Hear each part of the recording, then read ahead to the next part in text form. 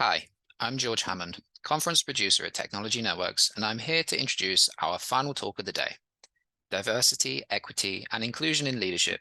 Change the narrative, change the game. I'm pleased to welcome our next speaker, Dr. Cherie Hodge. Cherie currently serves as Director of Instructional Laboratory Operations for Mt San Jacinto College. Here, Cherie manages the day-to-day operations of the biological and physical sciences laboratories district-wide, including managing approximately 20 direct reports. While learning the ropes of management, Cherie began to understand the importance of diversity initiatives and true representation, and throughout her journey in management, she showcases the importance of representation and how they matter. A very warm welcome to you, Cherie. Following the presentation, we will have a Q&A session, and we welcome any questions that you may have. Please ask questions using the Q&A system to the right-hand side of the video player. You can also use this feature to connect with attendees and discuss the talk. So feel free to take advantage of the chat system by introducing yourself and sharing your thoughts during this presentation. You can also benefit from some fantastic supporting literature, which you can download for free below the video player. If you experience any technical difficulties during the presentation, please request help using the technical help icon in the menu on the left-hand side of the player. And now, without further ado, I will hand over to Cherie to begin her presentation. Thank you, George, so much for the introduction. First, let me say thank you for inviting me to talk today. Yes, as you mentioned in my bio, diversity is a true passion of mine that I've noticed over the last couple of years while navigating leadership. Coming into this position, I've been the director coming up on about 4 years now. Was right before COVID, pre-COVID, during COVID. So during that time, there was no real way to turn your head and look away and say, no, there's not a problem in America. America's fine, with the unfortunate murder of George Floyd and things of that nature. It just really hit me, and it pressed upon me how important representation was in management and leadership in the workplace overall. So that's how I got here. By no means am I a diversity expert, but all I can go off of is the research that I've done, my lived experiences as a Black woman, as a person of color, and just talking and managing people throughout the days and seeing what their lives entail and how that plays into the workplace. I know it's hard to blend workplace because work is business, but people have emotions and feelings. So there has to be that balance of making sure everybody feels heard, seen, and included in processes within the workplace. So that's how we got here. Let's get started. The objectives for today is just to create a sensitive space for understanding. We'll talk about what diversity, equity, inclusion, and accessibility is and how that plays into the workplace and why it matters. Why is diversity such a big buzzword right now? What's the deal behind the diversity initiatives? We'll also talk about identity. I think a lot of times when we talk about diversity, we look more at the outward representation of the person and not really looking at the full person from like a holistic view. So salient identity comes into that. So we'll discuss a little bit about that. We'll talk about intersectionality and how identity and intersectionality affect you within the workplace. It's no longer, back in the 80s, 90s, affirmative action, it was more so about a visual representation, like, look, we have this demographic covered. But when you really look at intersectionality and identity, and you look at those different layers, those layers interconnect and have a compounding effect. So the more identities that you take on, the more of the adverse effects of those compounding identities overlapping that you have to deal with. We'll also talk about some equity-minded best practices and actually what it means to be equity-minded. And lastly, I'll just finish with some simple anti-racist leadership in action.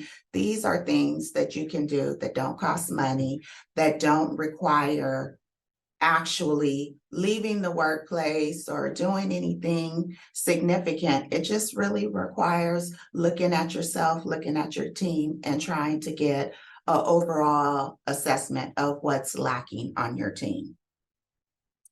All right. So what we know, point and simple, isms exist. And when I say isms exist, what am I saying? I'm saying racism, sexism, ableism, no longer is it just about racism. Yes, racism is a problem, but when you look at people and you look at the whole person, it's not just their race. It's their race, it's their culture, it's their belief, it's their practices, it's their identity, it's their sexual orientation. It's all these things.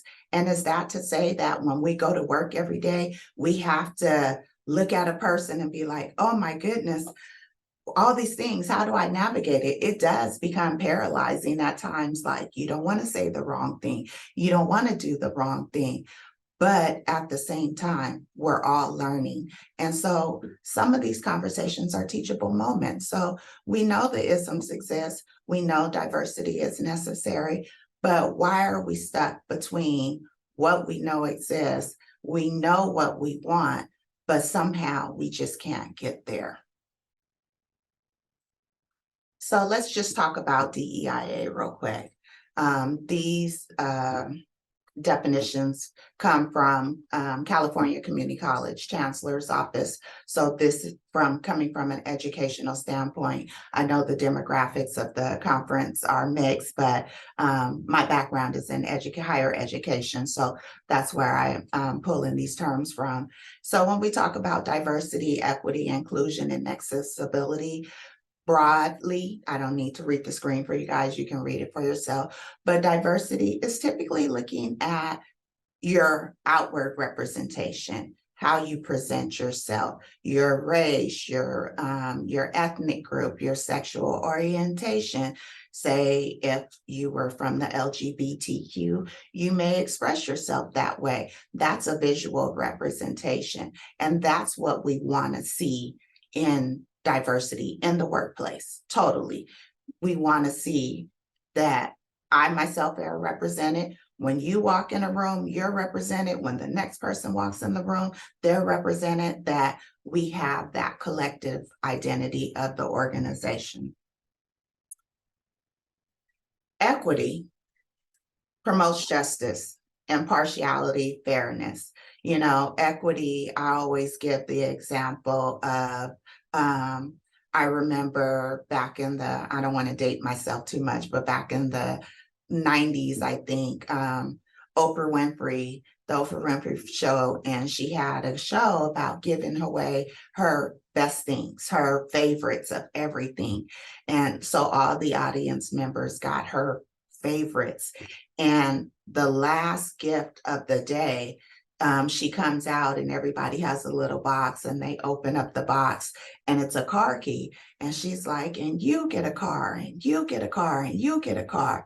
Well, yeah, that's great. Everybody's screaming and everything, and it's great. But at the same time, what was meant for good could have a paradoxical effect, meaning it could have unintended consequences. Meaning, what if I don't have a license and now I have this car? What if I don't even have a job to pay for the taxes for the car? What if all I needed was a bus pass? I didn't need a car. There's so many things that play into it. So, it's not necessarily about equality as we used to think back in the late 80s, 90s. Everybody treat everybody the same. I treat everybody the same. You can't treat everybody the same because that's not fair. You have to meet people where they are. Okay, inclusion. Inclusion refers to the degree in which diverse individuals are able to participate fully in the decision-making process. For me, this is big. Walking through leadership, and especially being a laboratory technician for so long, prior to leadership, I was a lab tech for about 22 years. So I've seen management come and go. I've seen leadership come and go.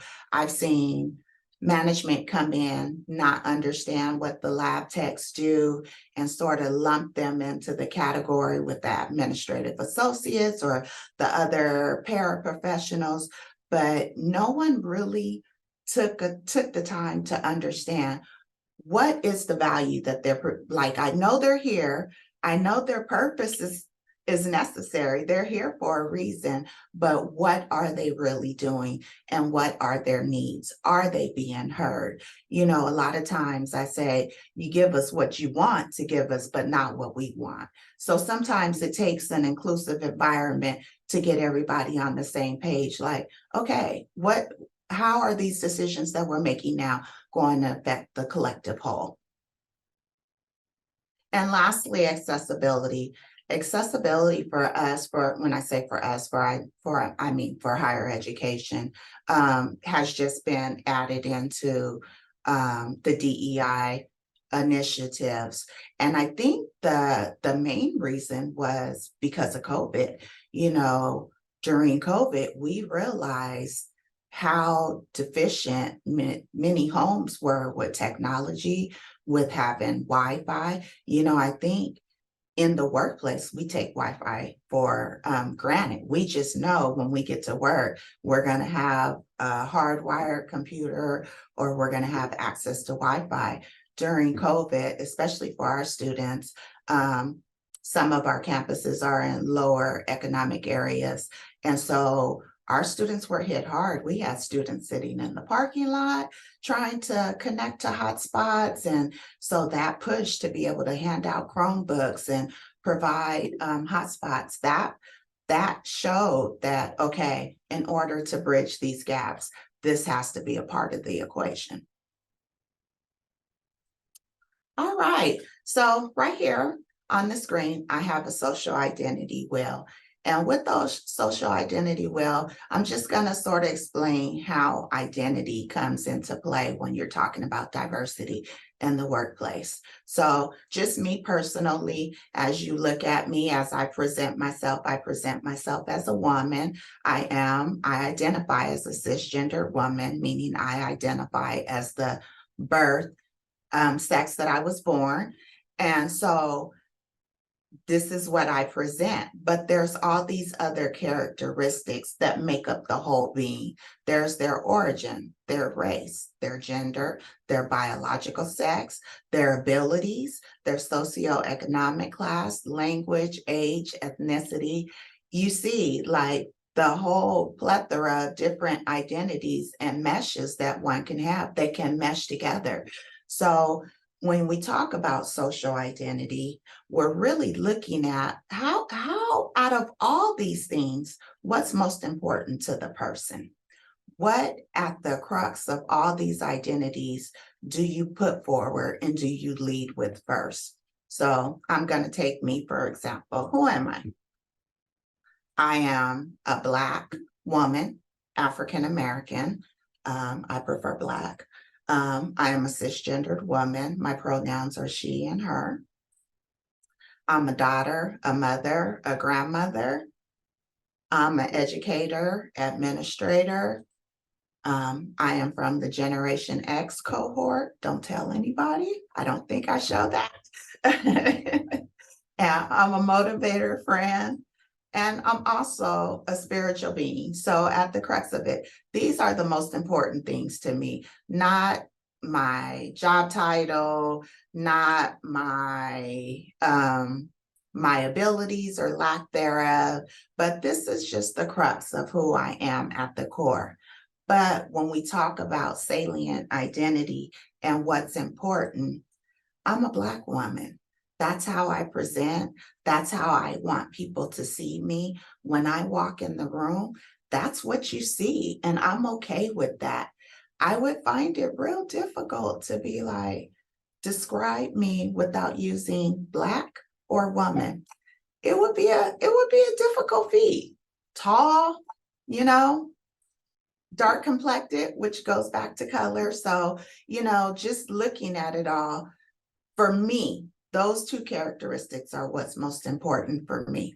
But say if I was religious, say if I was Muslim and I had to wear a scarf over my hair, cover my hair, then I might say I'm a Muslim woman, or that Muslim would be the most important factor. So you just never know, and you can't just paint everybody with that same brushstroke, like, okay, you're Black, so you fit here. Culturally, this is what you believe. No, there's so many nuances.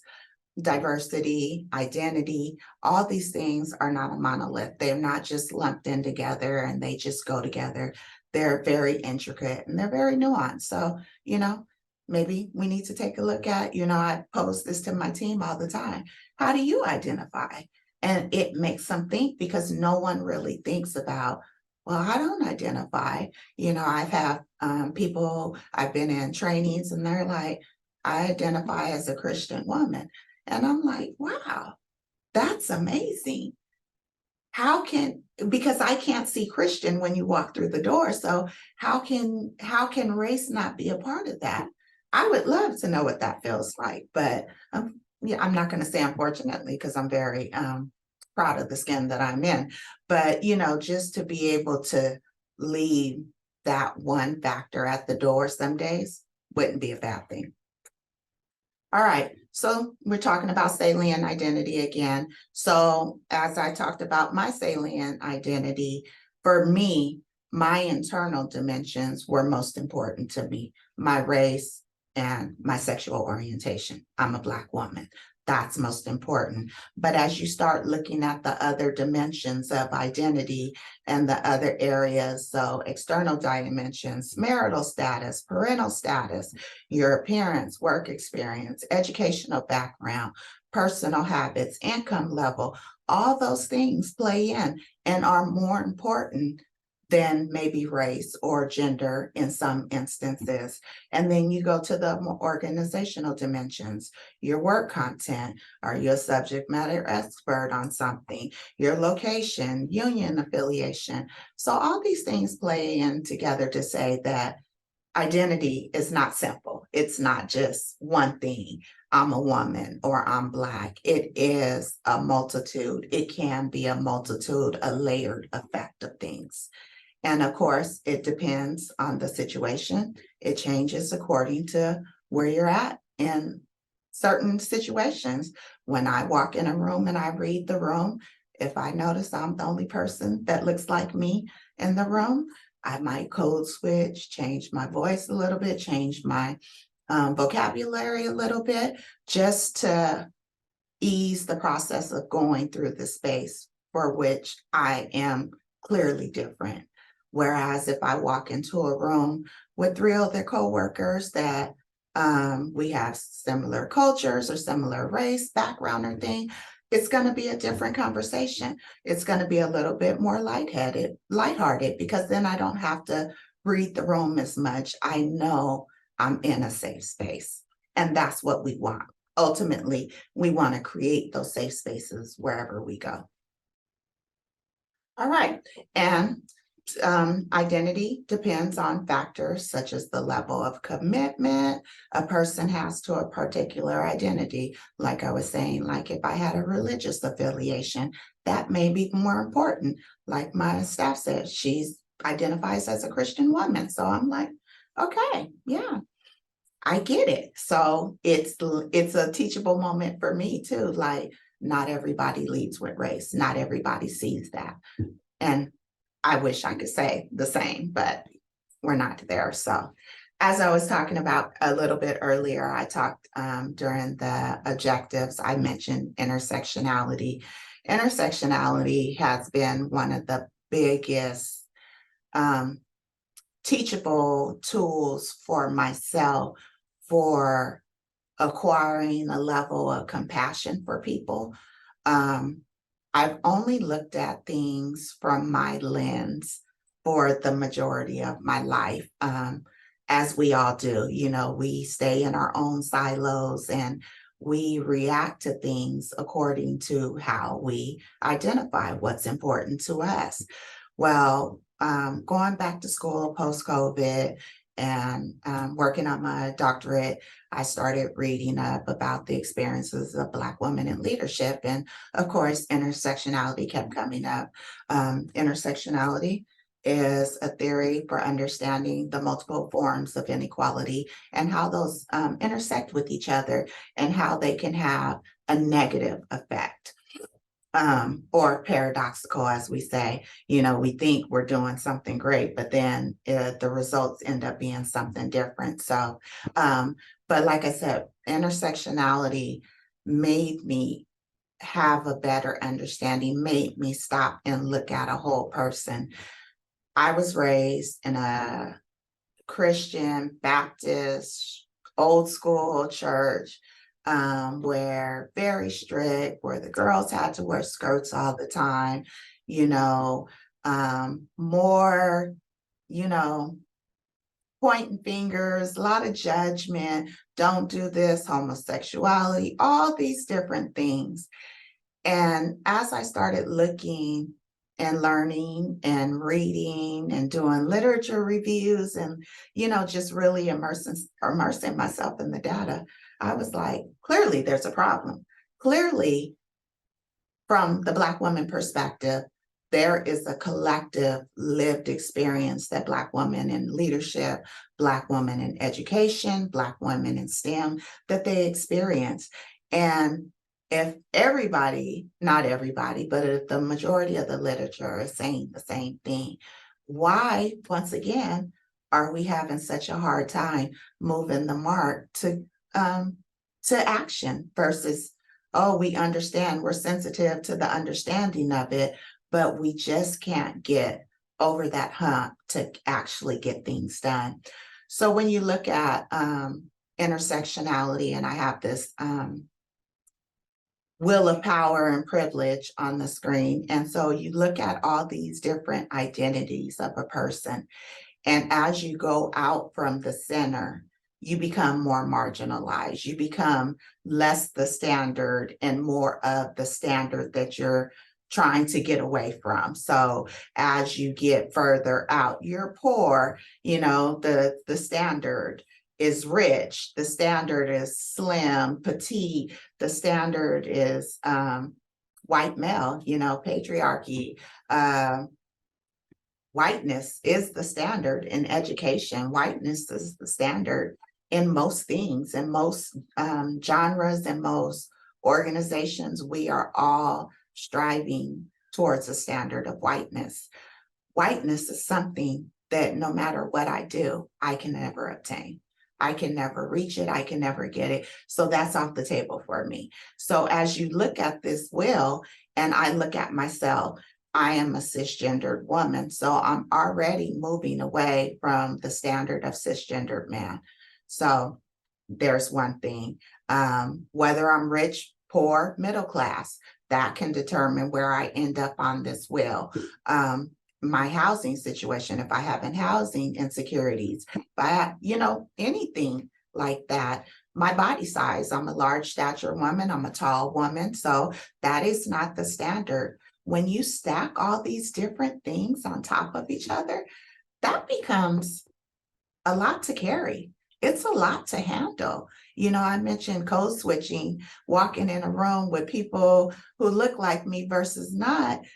Could you imagine if you had to switch between being poor and non-English speaking and being from the LGBTQ and undocumented and being dark complexion? It just doesn't add up to a level playing field. That's why diversity matters. And that's why it matters every day. It's not just a checkbox. It's not just like, okay, here we are. We understand diversity. Let's throw some people who look differently into a room and we should be great. We should fill the quota, per se. That doesn't work here. And that's not what diversity is about. So why is diversity important in leadership? First, it increases engagement of persons, process, the organization. It keeps people focused on the mission at hand. I tell my team all the time, keep the main thing the main thing. Don't get distracted by all the other things going on, all the politics between tenure, faculty, administration, unions, all that. Keep the main thing the main thing. And if you keep the main thing, what you're doing will show, like your fruits of your labor will come through. Your goals, your mission statement will come to fruition.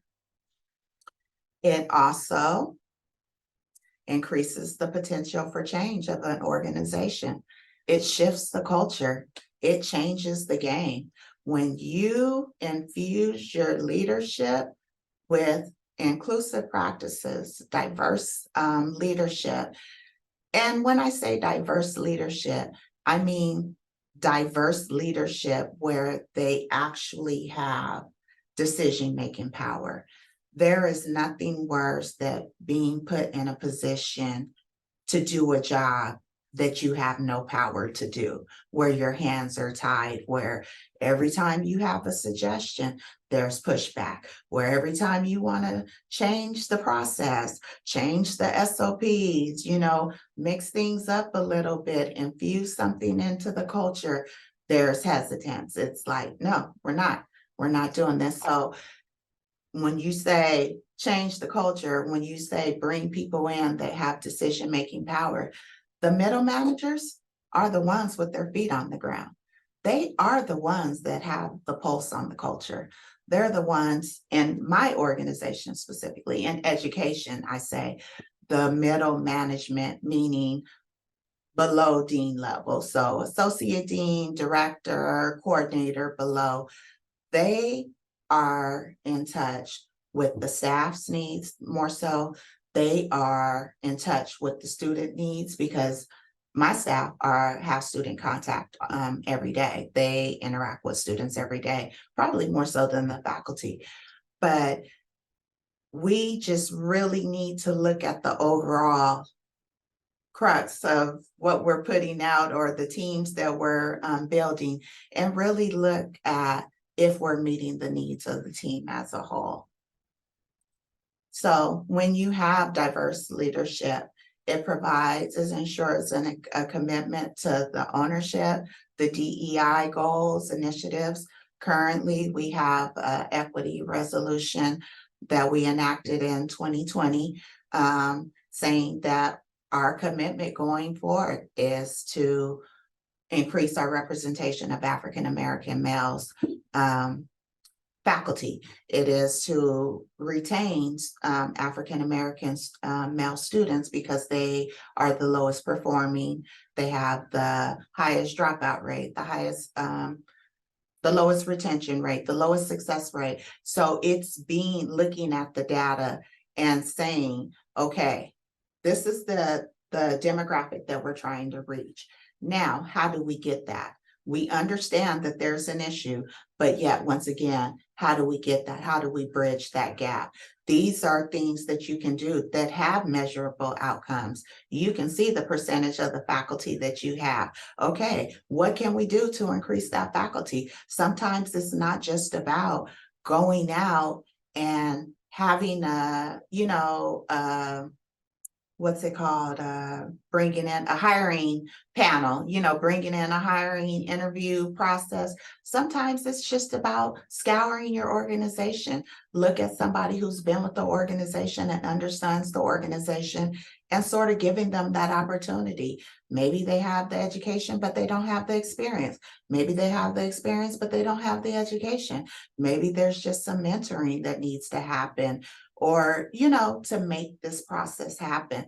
A lot of times we overlook the people that know what to do and that have the good ideas. And that's why you really have to focus on having an inclusive workplace in order to meet these goals. We know we want diversity. We know we need diversity in the workplace. The goal is inclusion. How do we get there? Diversity is what we want. Inclusion is how we get there. So, okay. So, this picture is a little blurry. Integral theory in leadership. So once again, going back to school, working on my PhD, reading every night, midnight, literature review after literature review, discussion post after discussion post online, these different things. The school I go to is a Christian school. And so while in this process, every week we would have scriptures that we had to write about. How does the scripture identify to you? What do you think? What is your Christian view of this topic? What is your world view of this topic? And what I noticed that whenever the topics were scripture based, where it was just tell how you feel that this scripture relates to you, that was great. Everybody was fine.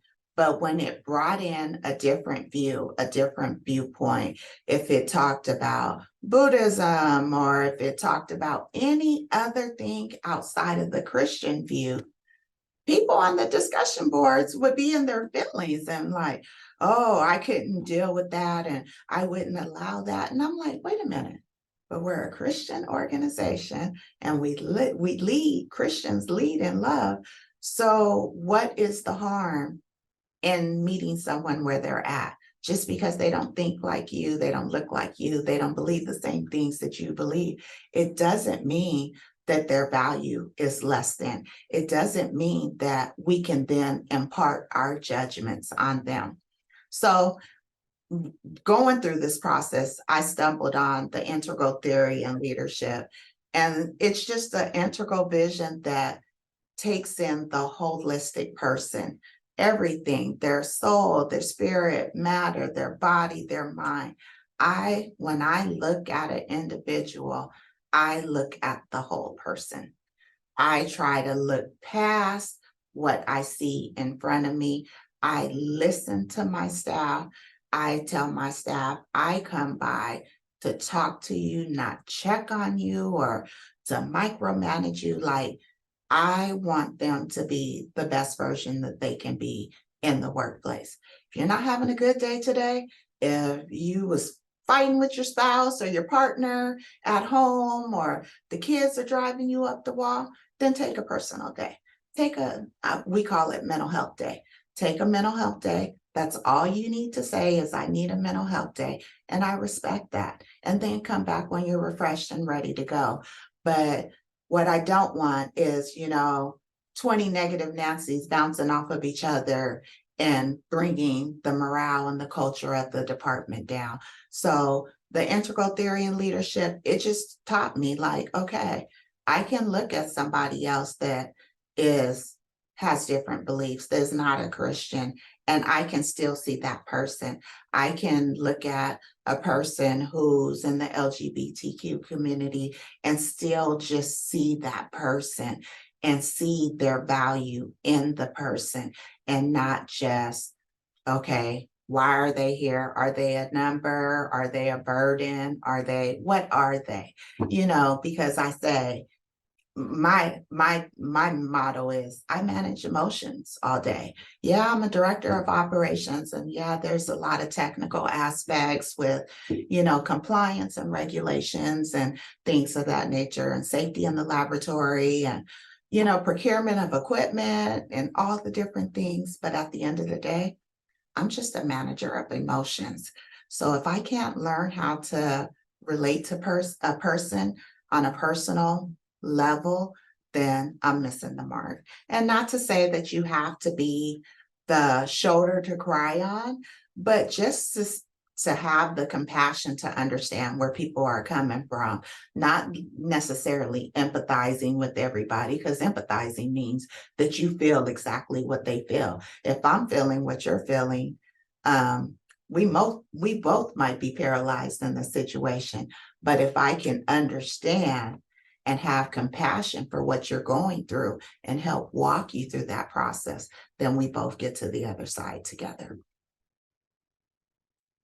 All right, some DEI best practices. So for community college, equity, equity, equity.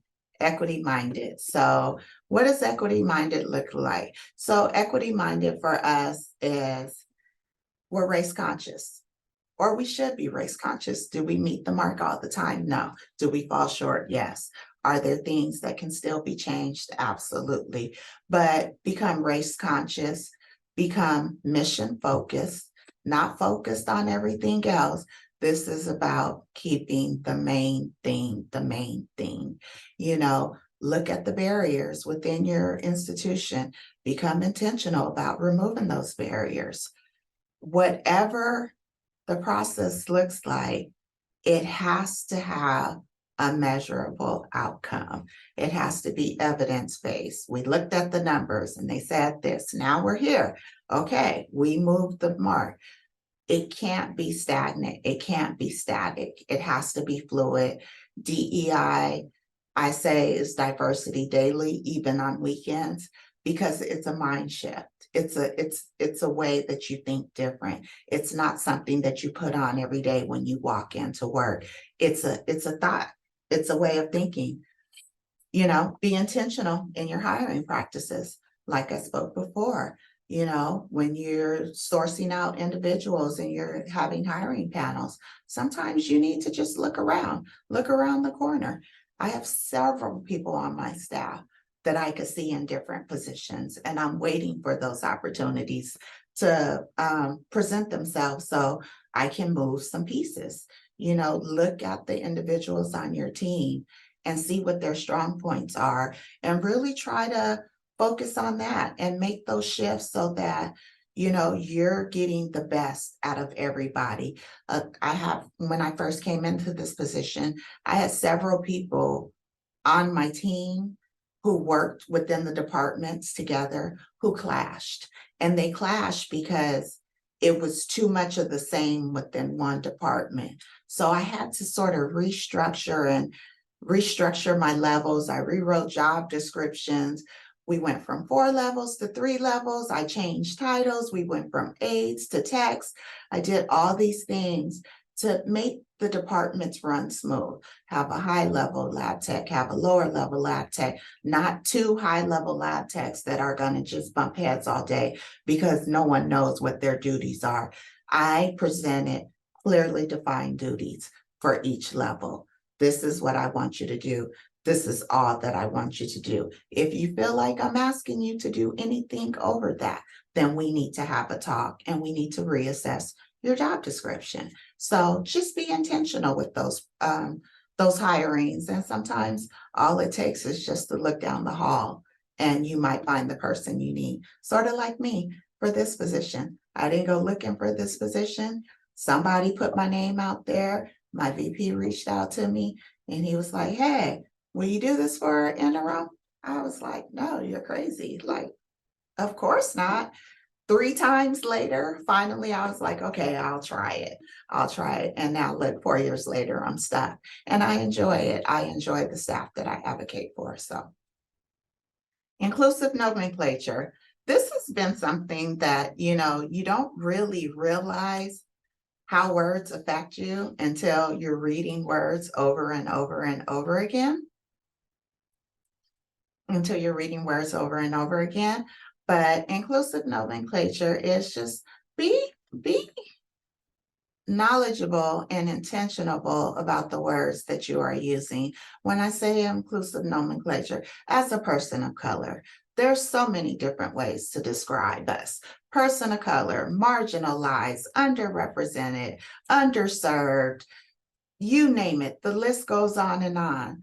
When you see that, when you see that time and time again as a representation of yourself, does that make you feel good? Does that make you feel like you're an included part, you're a valued part? So just be aware of the nomenclature. Cultural competency, learn. It's not the job of the marginalized to teach the privileged. If you don't know, learn. Just like I had coming from a marginalized background, I still had to teach myself, how do I do diversity in the workplace? It's not something just because I'm a person of color that I have all the answers. I have biases. I have issues that I have to work through, barriers that I didn't know that I had. So be culturally competent, do the work.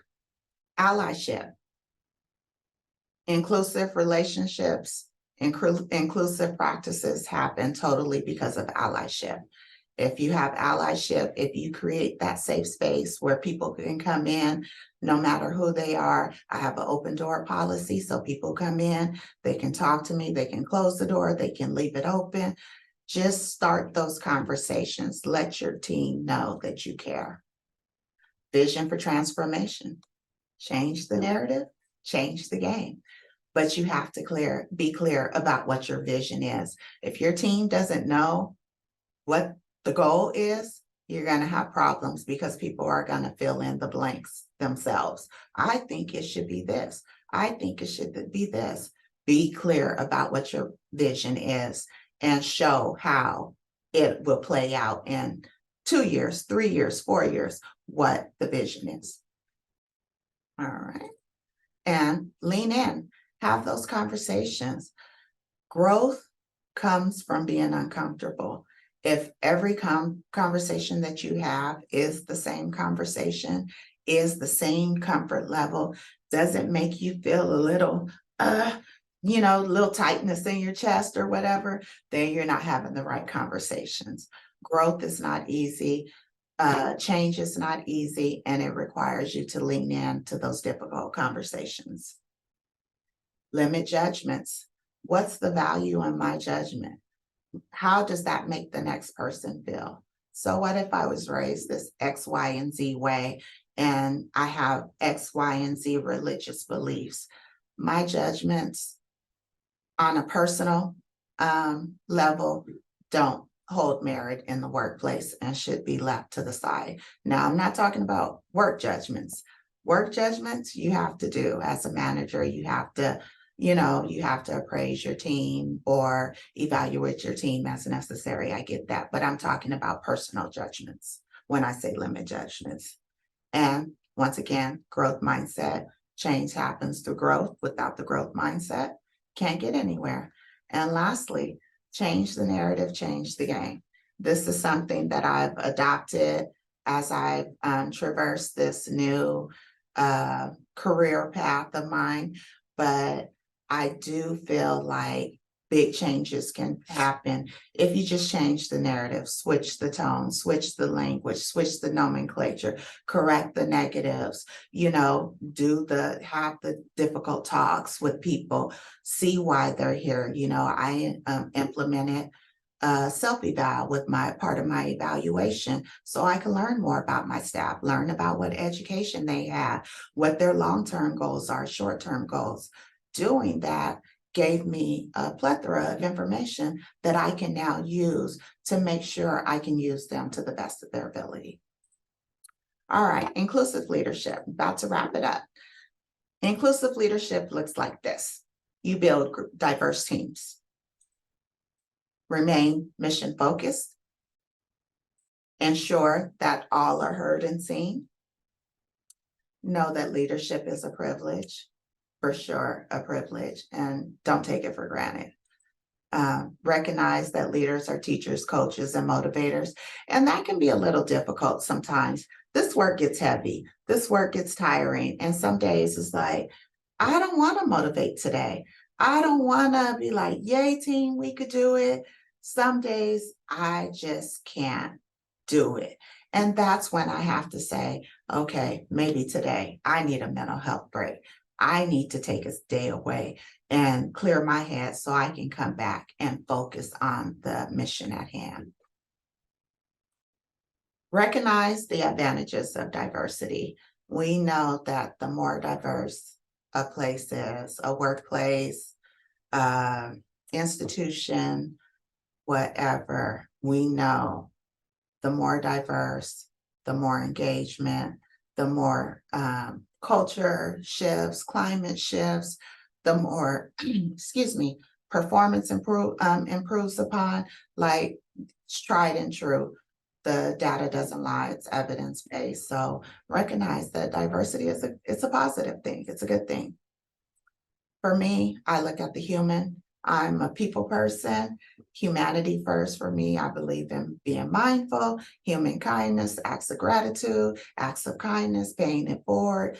Those things infuse positives into the culture, positives into the institution. So be people oriented. Stop, talk, have a conversation. Look someone in the eye. Don't just look at your phone and text and walk by.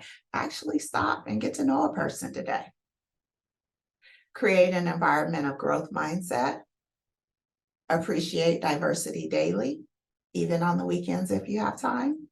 And last but not least, recognize the value in lived experiences. As a Black woman, I can tell you there is a collective lived experience of Black women that when we get together, we're like, oh, you had that. Oh, I experienced that. So, it's not limited just to Black women. We all have that collective lived experience of those that we relate to. So recognize the value in those lived experiences and embrace that. Start those conversations. It just starts today, Diversity Daily. So, all right. Any questions?